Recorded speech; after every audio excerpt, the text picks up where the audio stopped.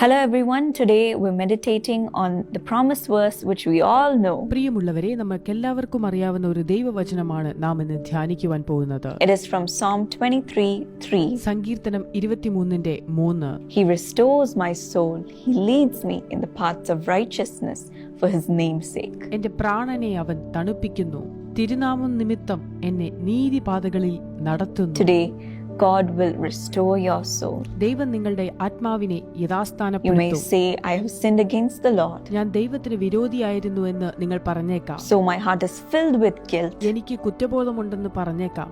I feel so hurt that I have hurt my father, എന്റെ പിതാവിനെ ഞാൻ മുറിപ്പെടുത്തിയ വേദന എനിക്കുണ്ട്. that I've sinned against him. അവിടത്തേക്ക് വിരോധമായി ഞാൻ പാപം ചെയ്തു. And you may say, I don't feel the presence of God. എനിക്ക് ദൈവസാന്നിധ്യം അനുഭവിക്കുവാൻ കഴിയുന്നില്ല.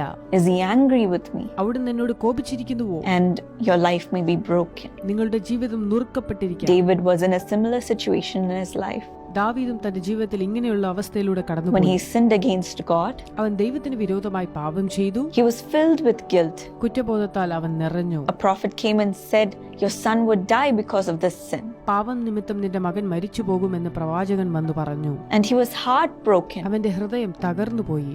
He didn't know how to get back to God. ദൈവത്തിങ്കിലേക്ക് എങ്ങനെ തിരികെ വരണമെന്ന് But അറിയില്ലായിരുന്നു. then he begged for forgiveness. പിന്നീട് അവൻ പാപക്ഷമയ്ക്കായി യാചിച്ചു. And he surrendered his life once again back to God. പിന്നെയും ഒരിക്കൽ കൂടി ദൈവത്തിങ്കിലേക്ക് അവന്റെ ജീവിതം സമർപ്പിച്ചു. God restored his soul. അവന്റെ ആത്മാവിനെ ദൈവം യഥാസ്ഥാനപ്പെടുത്തി. And he went on to rule and do great things in his nation. അവൻ വലിയ കാര്യങ്ങളെ തന്റെ രാജ്യത്തിൽ ചെയ്തുകൊണ്ട് ഭരണം തുടർന്നു.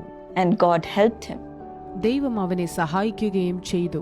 In the same way, my dear friends, അതുപോലെ പ്രിയ സഹോദരങ്ങളെ, God will restore your soul today. ഇന്ന് ദൈവം നിങ്ങളുടെ ആത്മാവിനെ യഥാസ്ഥാനപ്പെടുത്തും. Ask God for forgiveness from your sin. നിങ്ങളുടെ പാപങ്ങളിൽ നിന്നും നിങ്ങൾക്ക് ക്ഷമ നൽകും. Leave all your sin നിങ്ങളുടെ behind. സകല പാപങ്ങളും മാറ്റിക്കളയും. And he will wash you clean by his blood, അവിടുത്തെ രക്തത്താൽ അവിടുന്ന് നിങ്ങളെ കഴുകും. making your life brand new. നിങ്ങളുടെ ജീവിതത്തെ തികച്ചും പുതിയതാക്കും.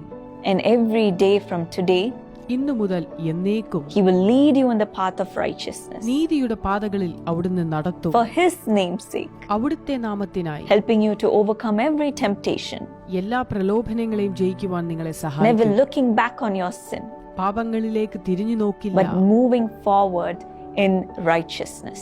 പ്രത്യുത നീതിയിലേക്ക് മുന്നേറും. Today, are you ready to make that commitment? ഈ സമർപ്പണത്തിന് തയ്യാറാണോ? Do you want God to restore your soul? നിങ്ങളുടെ ആത്മാവിനെ യഥാസ്ഥാനപ്പെടുത്തുവാൻ Let us ആഗ്രഹിക്കുന്നു. ask him for forgiveness. അവിടുത്തോട് ക്ഷമയ്ക്കായി പ്രാർത്ഥിക്കുക. He will restore your soul നിങ്ങളുടെ പ്രാണനെ അവൻ തണുപ്പിക്കും. and lead you in the paths of righteousness. നീതിയുടെ പാതകളിലേക്ക് അവിടുന്ന് നടത്തുകയും ചെയ്യും. Let's pray. പ്രാർത്ഥിക്കാം. Lord, today, whoever is dealing with sin, കർത്താവെ, പാപത്തിൽ ഇടപെട്ടുകൊണ്ടിരിക്കുന്നവർക്ക്, whoever is carrying guilt in their heart, ഹൃദയത്തിൽ കുറ്റബോധമുള്ള ആളുകൾക്ക്, Lord, you do not condemn anyone, Lord, അങ്ങനെയുള്ള അവരെ അവിടുന്ന് ശിക്ഷിക്കരുതേ. but you embrace each and every one. അവിടുന്ന് ഓരോരുത്തരെ അണച്ചുകൊള്ളണമേ. Today, wash them clean as they ask for forgiveness. അവർ പാപക്ഷമ ചോദിക്കുമ്പോൾ അവരെ നിർമ്മലമാക്കണമേ. Restore their soul, അവരുടെ പ്രാണനെ തണുപ്പിക്കണമേ. removing every guilt, കുറ്റചിന്ത നീക്കണമേ. making them brand new. തികച്ചും പുതുതാക്കണമേ. Restore your relationship with them അവരുമായുള്ള ബന്ധത്തെ and പുനഃസ്ഥാപിക്കണമേ. lead them in the paths of righteousness from today.